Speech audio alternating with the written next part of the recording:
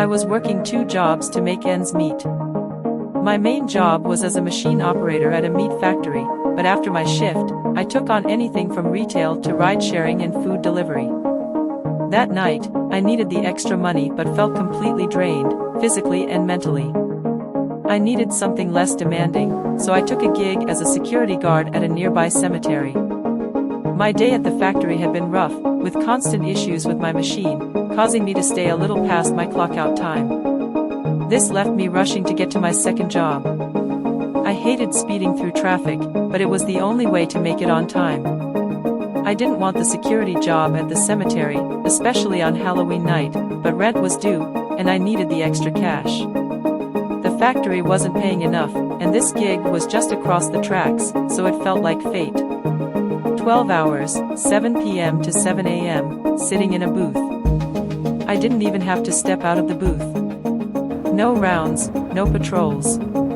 Just me, some old gravestones, and the rustle of trees in the wind. My boss said nobody would bother coming here on Halloween anyway. Kids had better places to cause trouble. I thought it'd be easy money. I settled in and watched the sun dip below the horizon from the booth's only tiny window. The small space was suffocating, and after an hour, boredom hit me.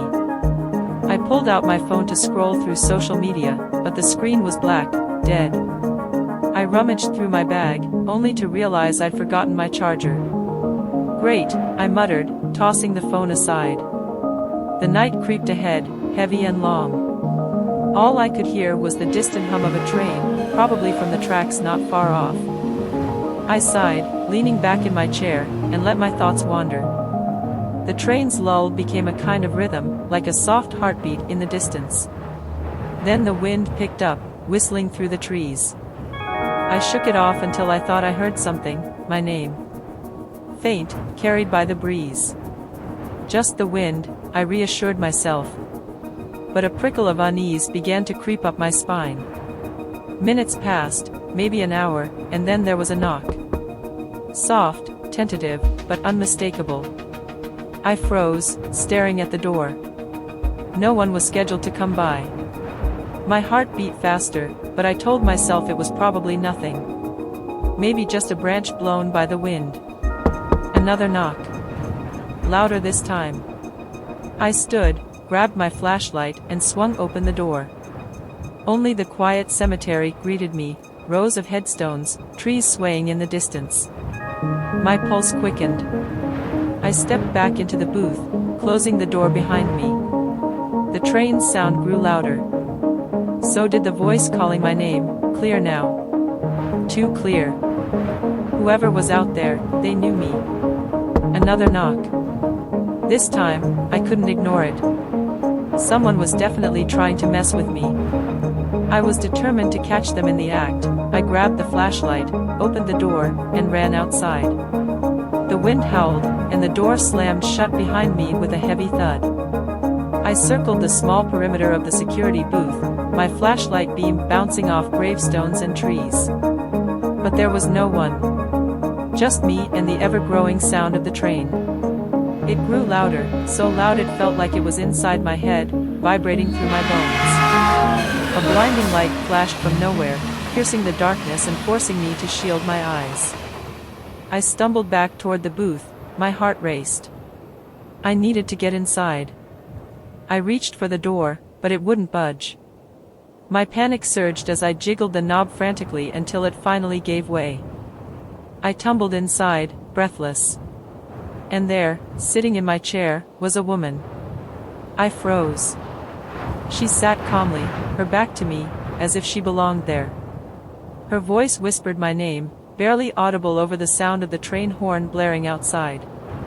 I swallowed hard and approached her slowly. My heart pounded in my chest as I reached out and touched her shoulder. She turned, and I gasped. It was me. But not me. Her hair was pulled into a tight bun, her face painted with makeup I would never wear, and she was dressed in a formal gown. She stared at me, her eyes wide and knowing. Before I could speak, she reached out and grabbed both my hands. The second our skin touched, I felt a jolt, like electricity coursing through my veins. Suddenly, I wasn't in the booth anymore. I was in my car, stuck on the train tracks.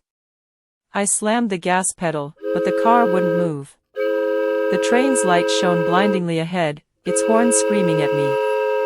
I glanced to the side and saw the lift gate raised, the one that should have kept me off the tracks. I tried to open the car door, to jump out, but it was too late. The train was too close. I felt another jolt, harder this time. When I blinked, I was standing in the cemetery, flashlight in hand, staring at a grave. My grave. My stomach twisted, and I stumbled back. The headstone confirmed what I feared. I hadn't made it off the tracks in time.